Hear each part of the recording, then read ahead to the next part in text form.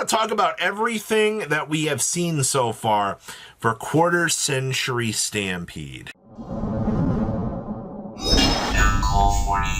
Make sure you guys smash the like crap out of that subscribe button so you guys don't miss out on more awesome content. Starting off here with Mr. Summon Skull, aka Skull Sir. I keep calling him Summon Skull, but I know a lot of people are like, really, did we need the Skull Servant this weekend?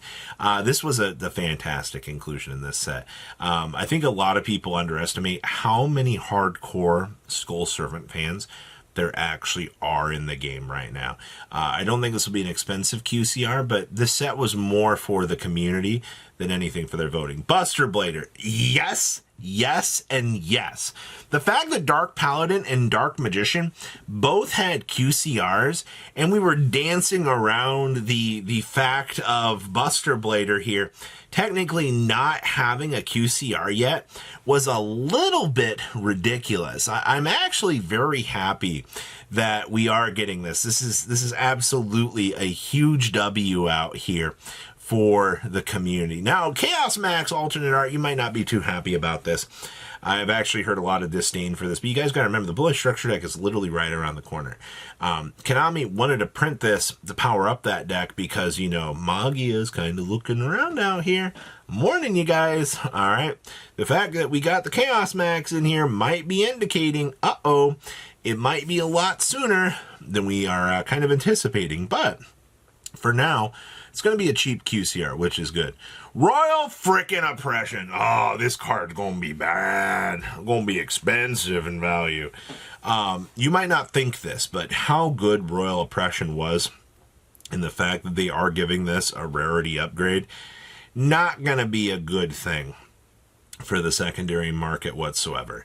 I think, honestly, for the old format enjoyers, this is probably going to hurt a lot for the wallet, but card looks fantastic. Shaddoll Construct getting confirmation in here should give us confirmation that we should be getting the alt art in here, which I'm fine with. You've got to remember, Construct and the Shaddoll stuff was one of the biggest pieces of the game's history. You know, this stuff did a lot for the community, and it is a fan favorite deck. I mean, heck, man, this got an entire structure deck. Like, I don't know why you're surprised to see that this is, you know, doing its thing. The incredible Ecclesia alt art. This is amazing. I saw so many people that were happy that the branded in white stuff got shoved in here. And the fact that I'm wondering, is this going to be QCR only locked? Considering the set numbering, it looks like it's going to be built into more of the main set. So that's a little bit interesting. And I'm a little bit worried about their structuring for how that one's actually going to work. And then, of course, we have the Ultimate Conductor. I know a lot of people who are also very happy about this. Dinosaur players, I don't know why you guys always feel like you're forgotten about. It's not that your deck is bad by any stretch of the imagination. It's just one of those things that, like, I don't know, man. It feels like the way that the deck is kind of set up right now, and, you know, it hasn't been meta relevant in so long that it just gets forgotten about. But this should be decently cheap. Runick Fountain. Now, as happy as I am to have Fountain in the game again, you know, actually having this card getting printed in Quarter Century, I don't imagine that this is going to be a very expensive card. You know, if you've already got the collector's rares and things like that, you'll probably be able to get this in Platinum Secret Rare as well, considering which part of the set that this is in. But Fountains should be relatively cheap, considering the timing that we are here.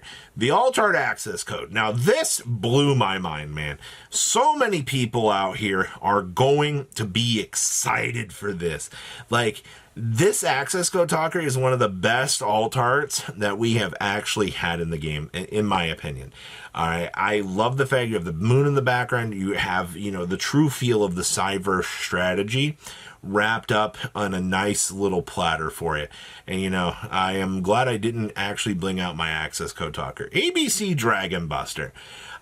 This one, I think, obviously, you know, considering this card hasn't done anything in so long, but yet the card is so stupid still for what it does.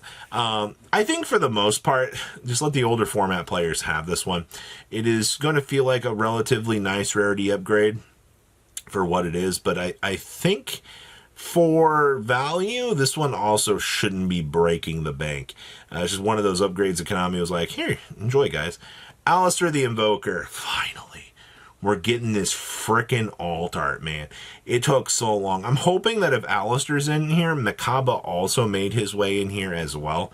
Just because, you know, it would really be nice to be able to add those to the collection just to have them.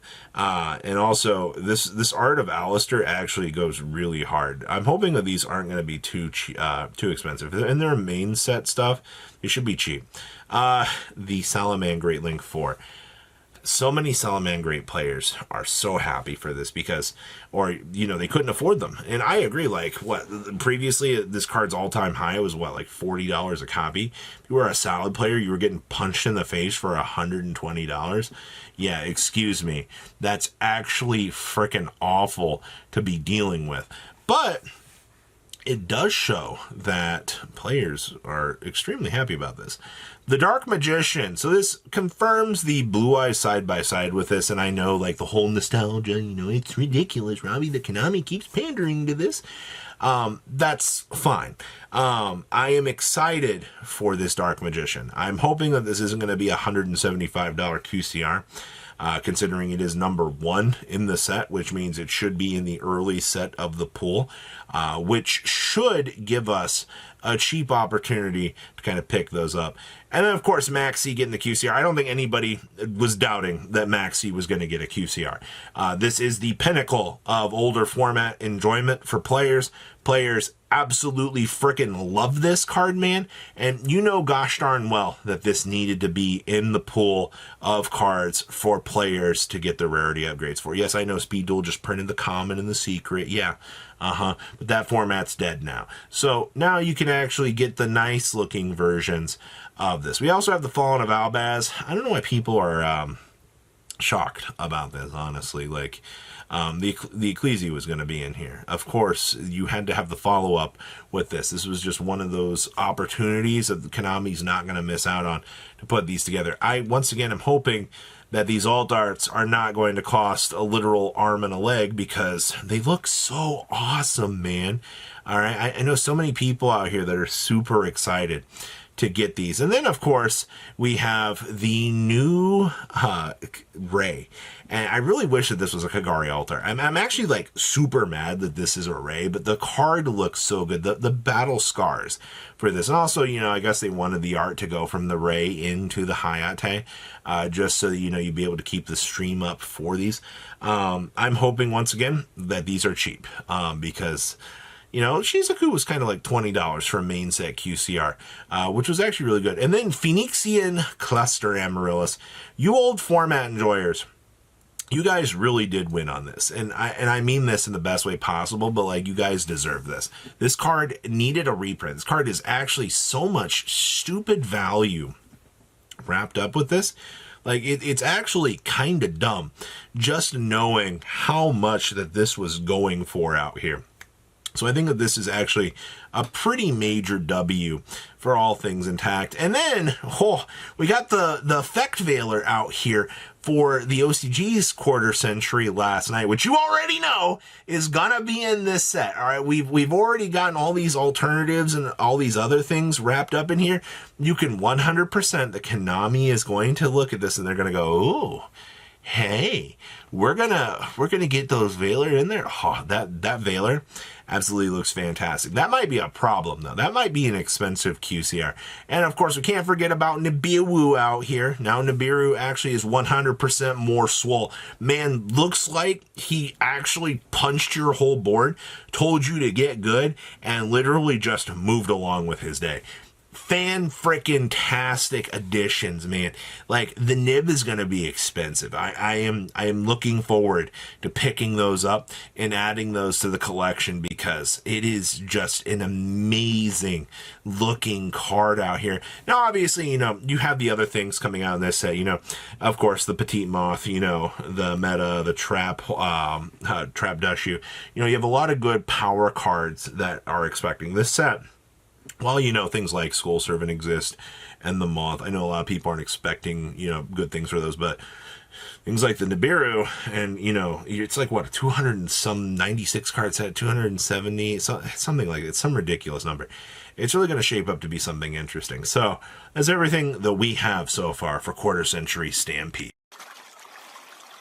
Patrons, thank you.